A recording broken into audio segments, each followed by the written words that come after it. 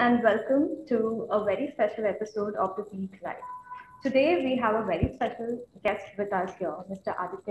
Berlia, who is the co-founder and pro-chancellor of Apeejay Stya University. Apart from his association with the university, he's a man who wears many hats. He's an educationist, philanthropist, speaker, author, writer, mentor to corporates and startups. You know, you name it and he's there. Welcome, Mr. Aditya Berlia, to our show today. Thank you so much. It's an absolute pleasure being here.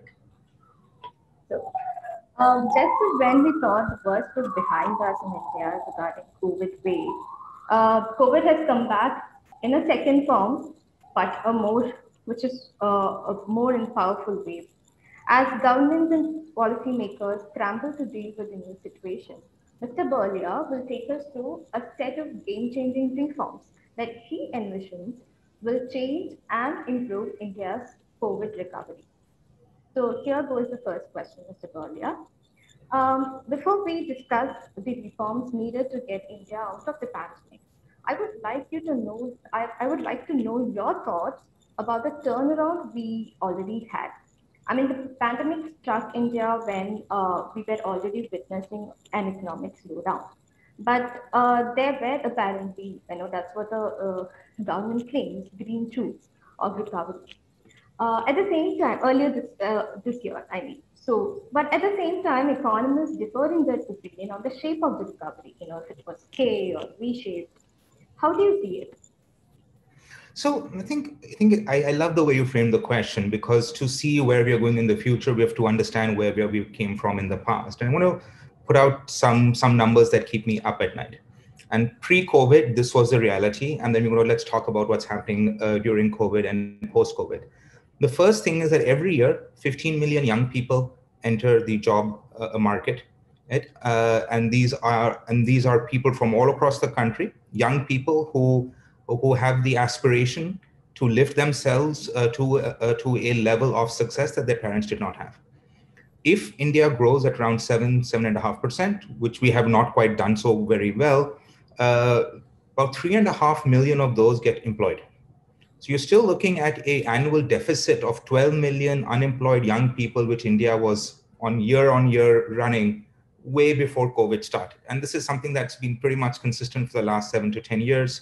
The so-called demographic dividend that we are talking about was still sort of being looked more as a democratic bomb, so to speak, right?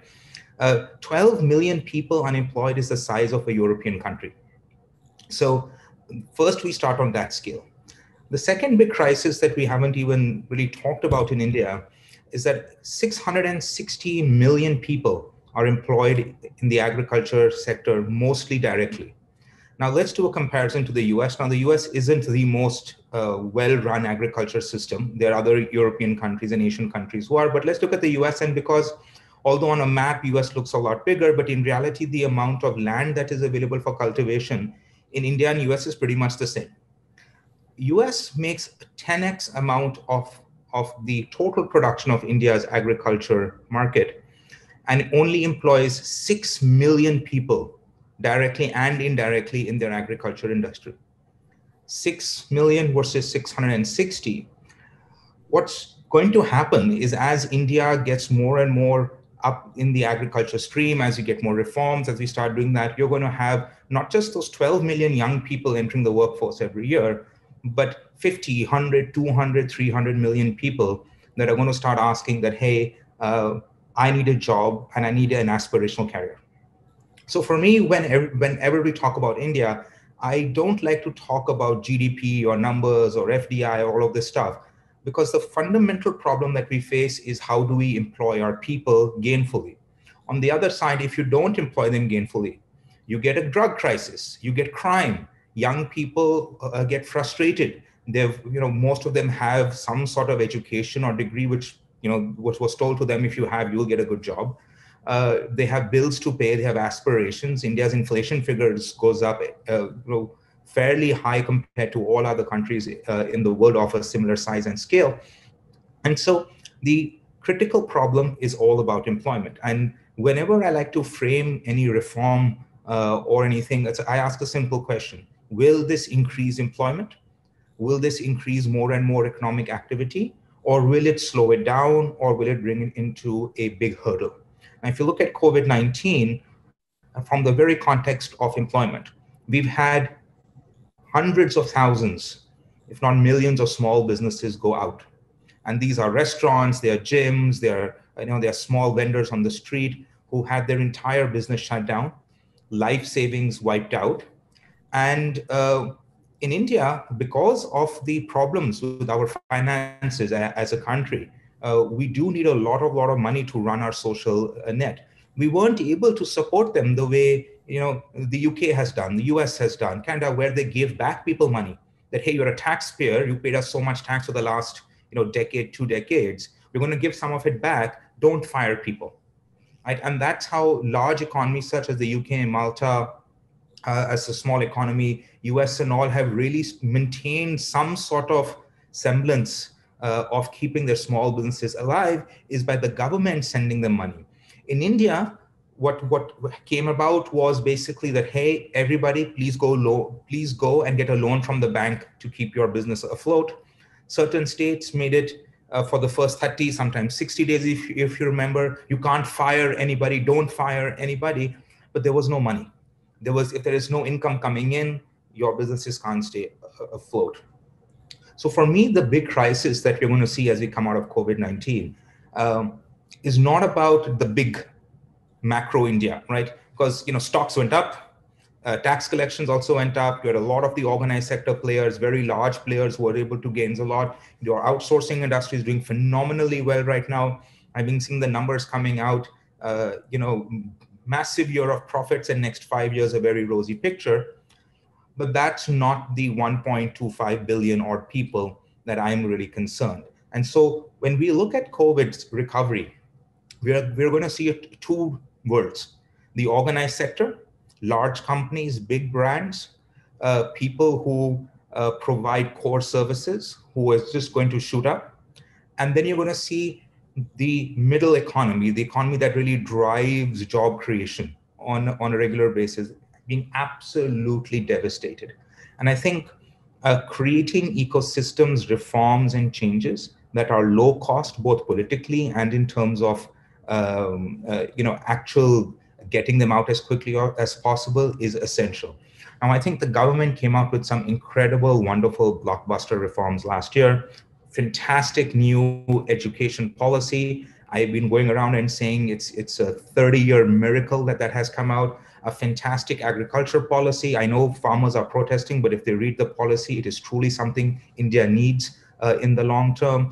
Reforms in civil aviation. I think the Prime Minister has come out with a positive list of where the government should be involved in business instead of a general policy, which means that the government will be divesting a whole large chunk of the economy that they are currently controlling and are not able to sort of get out. I think those are great steps.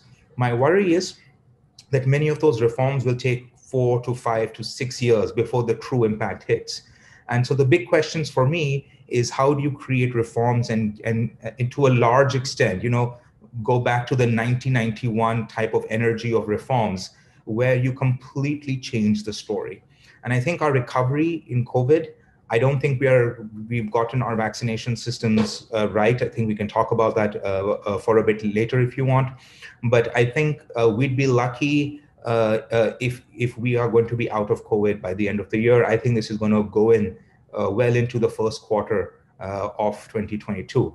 And along with it, all the issues of not being able to regain confidence back in the economy. So I don't know how people measure V's or U's or circles, but so far it's been like a COVID waves. And I think you're going to see the recovery happen in waves. But that's why my concern of having, can we have game-changing reforms that completely resets how we think about India from an economic and most importantly, a job creation perspective. Right, rightly said, Mr. Berlia. Like you said, that the COVID has kind of worsen the inequality in India in terms of economic growth. And there was always a concern that our economists had about the quality of India's economic growth. And the pandemic has kind of, worsened the situation. What kind of changes do you propose to change, to fix this? Oh, so there's so many. So, I think so. I'll try to give a macro framework and then I'll give you some micro examples. See, the fundamental problem of any reset or recovery or push is getting people to start transacting, creating, and adding value. How fast you can get them back up and running, and how fast they can transact with each other and move the economy along. India, for example, right now is ranked 163, I think, somewhere around there, on enforcement of contracts, right? How does a business person start a business by going into this mindset that I can't sign a contract with, if I sign a contract with you and saying, hey, I'll pay you this and you give me this, and if you don't respect that contract, you're pretty much done, right? So start with basics such as that. So how do we get from 163 to top 5? I love what India has done in the last 5 to 10 years on moving steadily up the ease of doing business rankings. But we're now stuck. Why can't we say, look, let's implement these set of 4 or 5 big reforms that'll get us to number 2 or number 3 and constantly do it? I'll give you a second example. The real estate industry is one of the largest employers of the country. It really, really impacts communities and people at every part of India. There's no industry, I think, which is that big that actually is in every village, in every city, in every neighborhood that can be done. A simple reform like having a set of common land measurements and land reforms, right? If you go to, every state and every place has its own units of measurements, the Bhiga, the Marla, the rural Marla, the urban Marla, so, and you have all these states which have so many different land laws. How to do a construction project in Maharashtra versus Delhi versus all these other places is completely different. This stops large number of new entrepreneurs from entering the entire sector, space, industry, if you were to call it. If you flatten those reforms out and said, hey, we're going to make it super easy for anybody to come in, construct something, get houses or people's roofs sort of thing, absolutely. Then you can go on to look at paying taxes and financing. Tax terrorism is very much still alive in India, and probably thanks to COVID going to get worse because the government is going to run out of money more and more. And our prime minister and the honorable former finance minister Arun Jaitley were the biggest vocal opponents against this. That is still a stigma that India has to let go of. And I love what they did, by the way, with the faceless assessment. I think that's a fantastic vision, but they can go so much further, decriminalize so many things. It is very hard today, when a GST commissioner can send an entrepreneur to jail without a court hearing, right? People think 5 times before starting a company. They think 5 times before investing more because they don't know. It's risk, it's uncertainty. The big thing for international investors is, for example, this government, what I loved about them is they said, we will never look at retrospective or retroactive taxation or laws, right? You have Cairns Energy trying to still resolve a massive mediation dispute that's happened. Our banking sector, India should be the #1 offshore center for banking just by the sheer number of Indians who are qualified in banking and who have that sort of global reach. Instead, we have a small gift city in Ahmedabad. Why don't we have financial SEZs in every major city that can bring in the entire world's money and sort of propel a massive amount of prosperity? GST, we have 5 slabs of GST. Why can't we just do what every other country in the world who has a proper VAT GST system, have 2 slabs and then figure it out? So this is like a long list of small incremental things that we can do, but each one will have a small percentage point impact on growth, and most importantly, getting India back to business. Right. how do you think the retrospective tax changes of both Change and Vodafone? What do you think is the impact on India? Yeah, so, and look, it's very simple, right? Um are you part of the global finance and investment system, right? If somebody comes to India, and many of them have, and they still are, by the way, India is a super hot space right now for investing. And they come and they say, I'm going to invest $5 billion into this economy. I'm going to create a business. And I am not worried because India has these horrible contract laws, 163 ranked or whatever. India is a member of an international framework of laws and rules, and I will be protected by them. And if I have a dispute with India, you can have that. That happens all the time. We will go to a third party court, which is not in India because the Indian courts, 163, right? And those courts will allow us to arbitrate our uh, our fight. And then if I win, India will say, okay, fine, you were right, it's okay, right? I think the Vodafone and Cairns, if we solve those well, and I still think they can be solved, the government has, when they came in, they clearly said they're going to solve this. And I have deep faith in them for actually being able to look at this. We would see 5 to 10 times more investment come to India. You know, these things seem small, but they add to the risk profile of our country. And as the risk profile of your country increases, people look, okay, I'm going to get returns from India, but there's this insurance risk that my money will never come back. That's not a very good story to talk about. And I'm convinced the government will solve the Cairns dispute. I don't think anybody wants to see Indian properties of major banks being confiscated across the world. I think that's very silly. But I think they'll come to an amicable agreement. I think both sides, I'm sure, are working on this very hard. But I would have loved to seen, a simple statement from the government saying, honestly, hey, they won the dispute. It's fine. Let's move on. Hey, all the other investors, look at this. If something goes wrong, you can go to a court, and if they rule against us, we are fine and good. And I think that's and I think that's a wonderful sentiment to send to the entire world. That please, India is the best place for your money post COVID. Europe is pretty much in doldrums. Canada is out. China is going through its own issues. There are not many places left in the world where if you want to get a good sort of business idea or even a simple percentage return for your money, you can go to. And right now it's only the US. And India, I think, can make a fantastic investor case. And once again, our prime minister did this. He went everywhere across the world, told people India is open for business. And so if we do a lot of these reforms, I think that sends a very powerful message to all the large people, companies, and investors that they should put India, maybe not before US, but certainly after US, as the number one destination for their investment and their money. So, how do you see, what is your opinion about a Google tax? The tax that has been kind of. Which are the fetterman? Yeah, Yellen is trying to get down the global minimum tax. Yes. I think it is tax imperialism. I think it's horrible. I think it's new.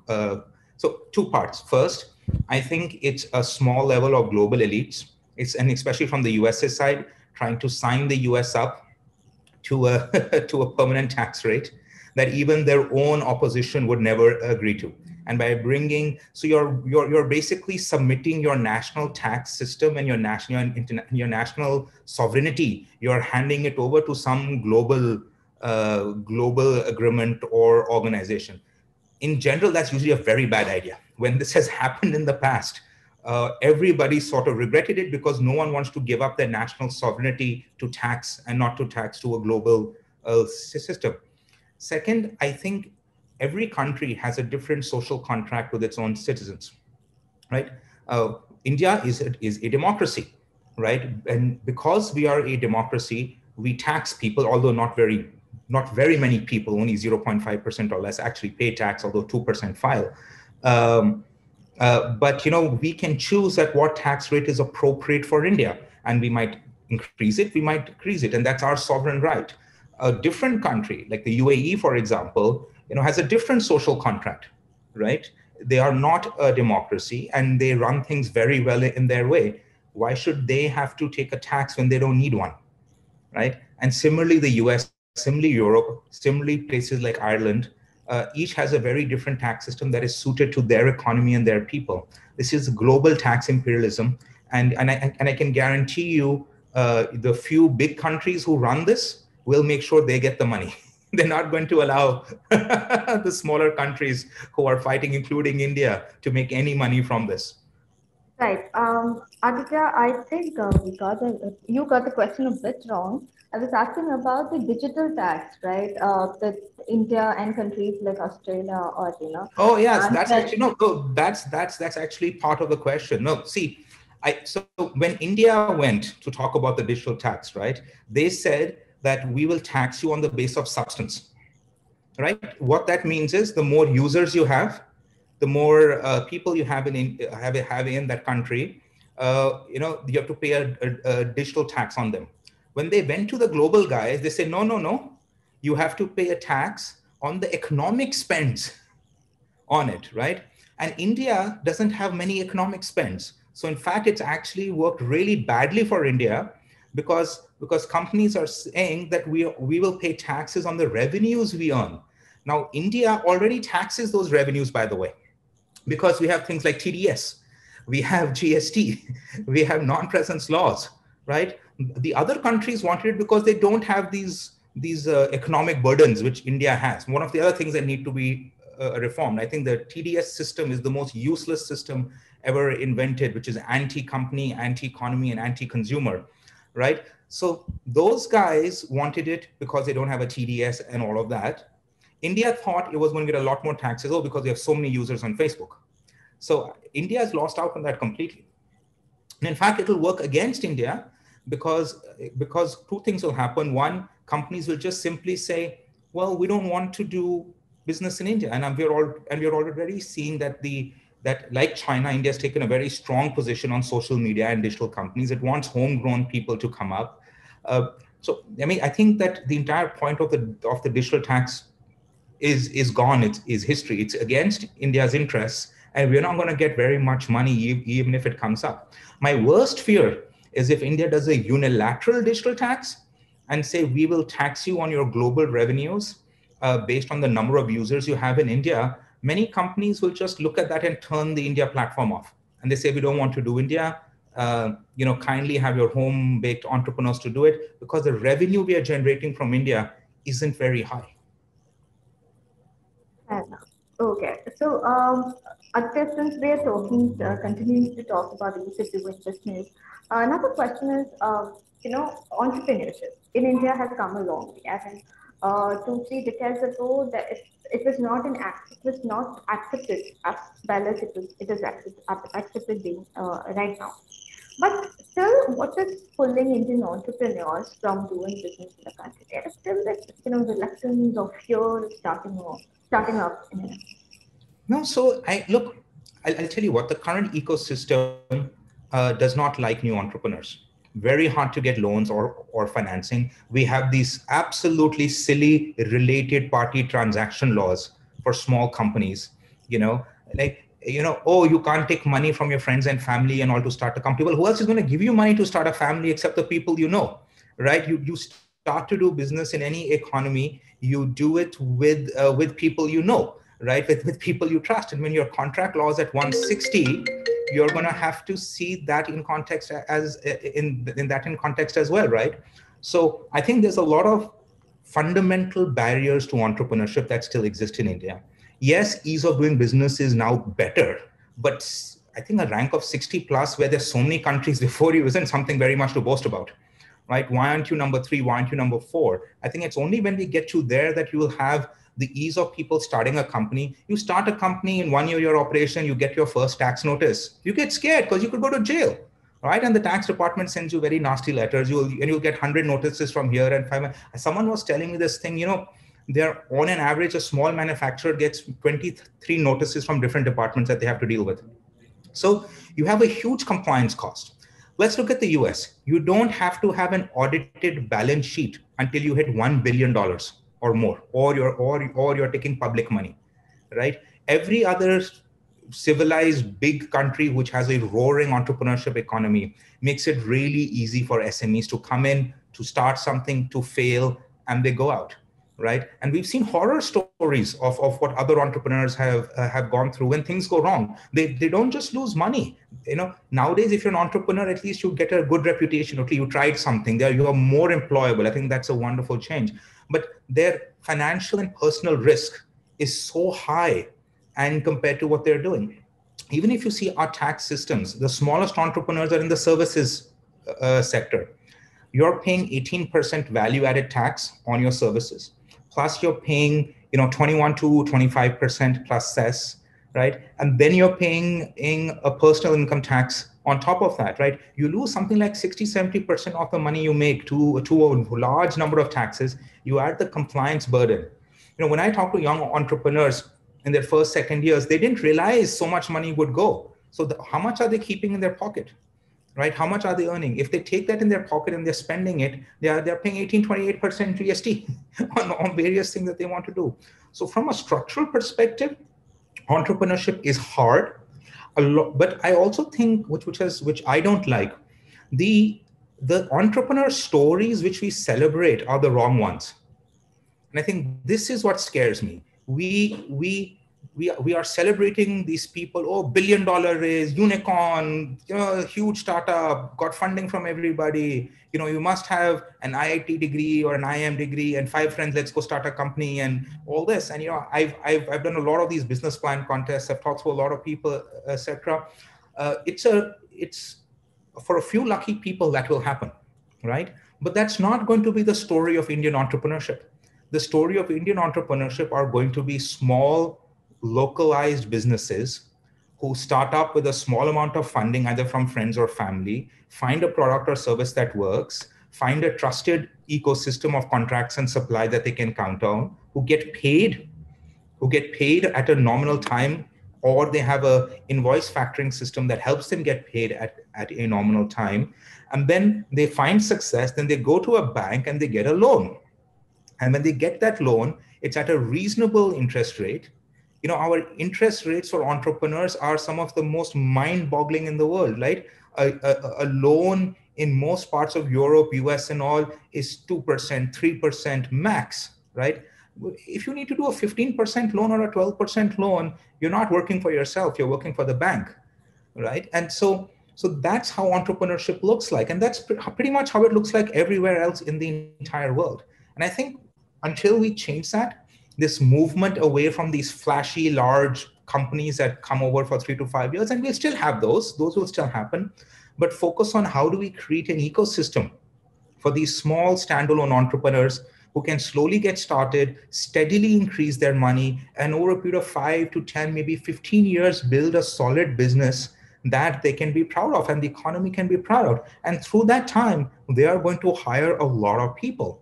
You set a target that we want to push this out to a large number of people. That's how you get entrepreneurship. And that's the training we should be giving people in schools and colleges. And that's the training and that's the expectation and the entrepreneurship story that we should be selling to all of our people. Totally with you, Anand. Let's go to the next question. So our economy needed a plenty of reforms even before the pandemic hit. And because of the pandemic, a lot of them were put off on the back burner. When do you think is the right time, or is it time we brought back attention to those reforms as well, or should we have a wait and watch approach to the pandemic? What would be my dream week is that if the government, and this government can do it, I have full confidence in this government to have the strength, the decision-making power, and the tenacity to do it, say that we are going to have a reform month. 30 days, every day we are going to launch a major reform. And that reform is going to be a reform that will completely change a sector, an industry, or a way of doing business in India. And you announce one reform, and you just don't announce it, you pass the laws. Look at the national education policy, fantastic reform, right? We still haven't seen the laws, right?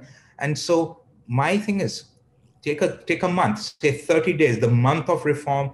Every night we have a press conference, Prime Minister comes on, Finance Minister comes on, Commerce Minister comes on, every minister comes on one by one, and they say, okay, tonight, this is the big reform we are going to pass. It's not just, we are going to do it. Here is the reform. Here is the paper. Here is the simplification. Here's how we made things super easy for you to do business. That is what we need. And once you get that momentum, you'll have a lot of people, a lot of entrepreneurs, a lot of young people who have now started to leave the country, a lot of foreign investors say, hey, something magical is happening here. Something amazing is happening here. And I think that sort of dramatic theatrical reform is what we need to turn things around. I love incremental reforms. Any reform is better than no reforms. But I don't see any reason for us to wait 1 year, 2 years, 3 years to say, oh, we'll slowly do these reforms. I think the government should just start and go through them one by one. And that's what's needed, particularly those which can game change this for the SMEs, make it easier for them to do business, make it easier for them to sign contracts, make employing people easier, rewarding people for employing people more, bringing off some of they've started decriminalizing, but just decriminalize most of the tax stuff. Stop making people afraid of doing business in this country. I think that can happen overnight. There's no reason for it to wait or to do a wait and watch. I'm convinced the government knows what to do. I just humbly request that they do it now rather than wait another 6 months, a year to actually do it. Right. And let's move on to the health sector, Mr. Berlia. The pandemic has been kind of a revelation in terms of the budget allocation and how much strained the health sector in India is. What are the key reforms that need to be brought in to improve the conditions? Honestly, and I know a lot of people don't like when I say this, you need the commercialization of the health sector. You need full commercialization of this health sector. If you run a socialistic health sector, so socialist communist health sector, you get a socialist communist type of healthcare. You want healthcare that works. There is a reason why the US is going to be out of this pandemic in 1 year, in 1 month. And Canada, Europe, India, and all of these other countries are going to take a year, if not 2 years, to get out. Is because they involve private sector, they reward private sector, they bring private sector in. Yes, the US is a little bit extreme, and I don't think we go all the way there where people go bankrupt every time there's a health crisis. And I think India has done a lot of great things, particularly around pushing pharma companies up, really trying to brand India as the pharmacy of the world. But there's not enough money. We need the last figures which I looked at, and that was a year or two before the pandemic. We had a ratio of 1:14,000 people in terms of doctors. Internationally, the ratio should be 1 to 3,500, 1 to 2,000. In rural India, it's 1:32,000. India is the pharmacy of the world, but the drug availability in India isn't there. And we've seen that during COVID because, pharma companies don't make money selling to India. So guess what? They stopped selling to India. We've fallen behind healthcare innovation because we've had price controls on stents and medical equipment and all of this. So guess what? We don't have the latest technology anymore because no one brings it to India. We can't even get the latest tuberculosis drug, a disease that kills 500,000 people in India every year. I always tell people, why don't we have a COVID counter? Why don't we have a TB counter?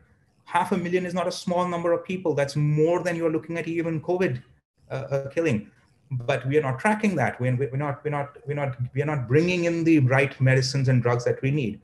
Now, my heart always bleeds for the most common man who can't afford healthcare.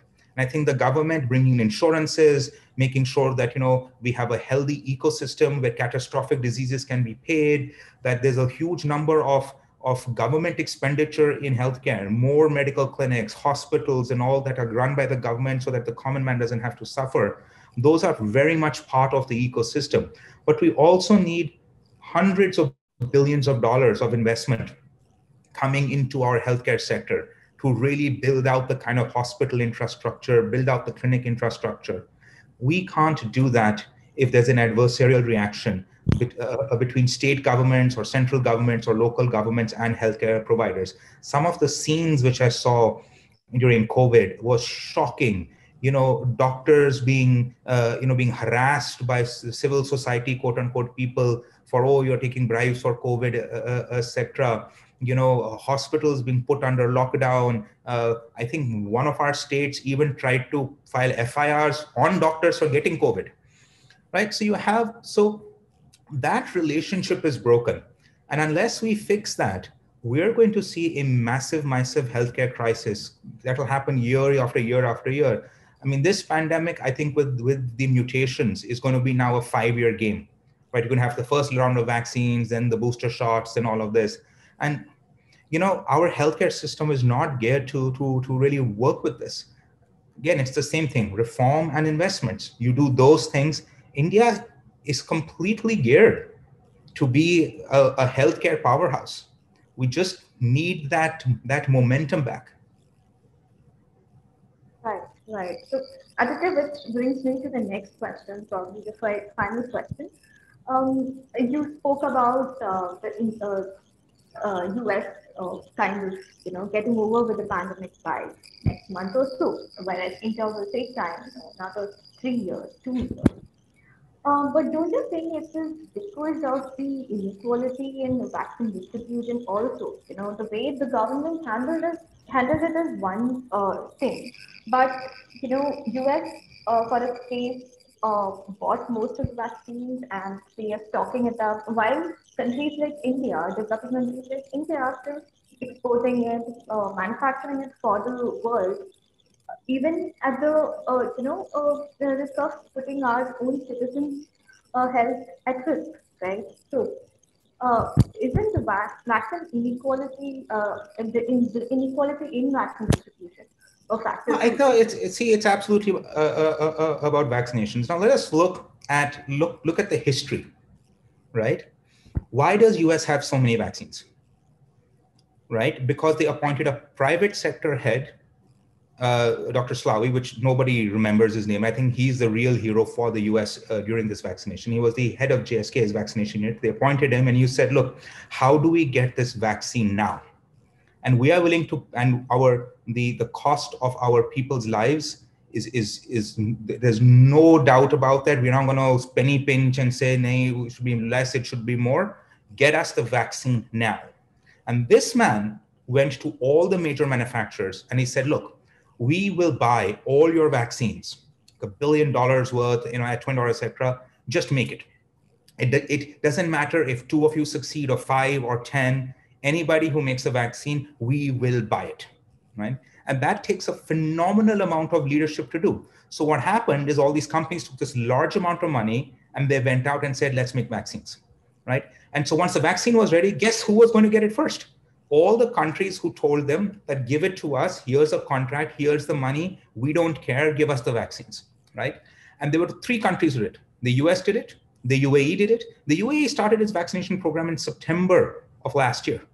And Israel did it. And Israel said, look, hey, we don't have much to do. Guess what? We'll run the biggest clinical trial to prove your vaccine. Give it to us. They didn't have any arrogance or airs. You look at how EU did it. EU said, oh, like now EU, some countries, you look at the country of small country of Malta, right? They went and they bought vaccines. They're going to get their vaccines deliveries on time, right? But EU, Canada, and to a large extent, India said, no, we will wait for the vaccine manufacturers to come. We will talk about clinical trials. We look at this, we look at that. Oh, they have to bridging trials. Oh, produce. Oh, your vaccine is too expensive. Bring the price down. Canada did that. EU did that. India did that. And guess where they are? All of them don't have vaccines, right? And I think that is a hallmark of why India's COVID thing is going to take point, is that we followed the international standard, which is what the EU and Canada did. So no one can say India is doing something crazy. It's the same thing EU did, same thing Canada did, right? But it was just a bad decision. It was a penny wise, pound foolish decision. We should have taken action like the USA, like the UAE, etc. Now, even when the vaccination came in, we fell back into our old price control mentality. Private industry can't buy it. Almost all the chambers of commerce, every major person had pledged that they are willing to spend the full price, 30, whatever it was, I think 1,200 rupees or 1,350 rupees to buy the vaccine and vaccinate everybody. And they took responsibility that we will start vaccination centers in our workplace, give it to us, we'll hire a doctor, they'll come vaccinate everybody, right?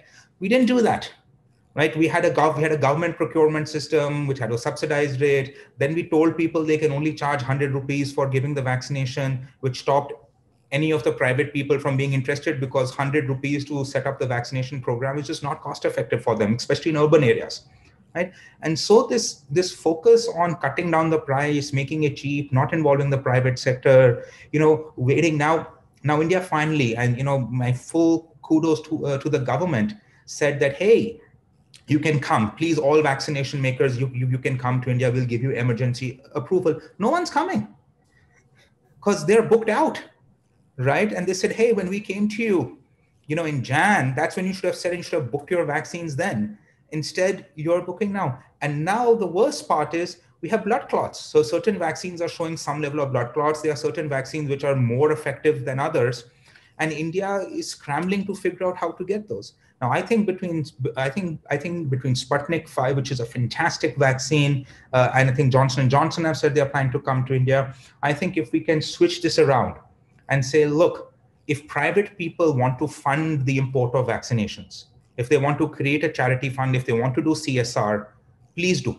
Go buy vaccines, give it to people. The government will continue its program and give as many vaccines as it comes, but we are not going to stop private players, individuals, hospitals, companies from importing any vaccine they come. And in fact, we're going to make it easier for you to do that. We are going to negotiate with the companies to open a portal and say any private individual who wants to import a vaccine, if you're a body corporate, if you're a hospital, minimum order 5,000 or 10,000, however you want to do it, you can order it direct with the company, and the Indian government will make sure that vaccine comes to you.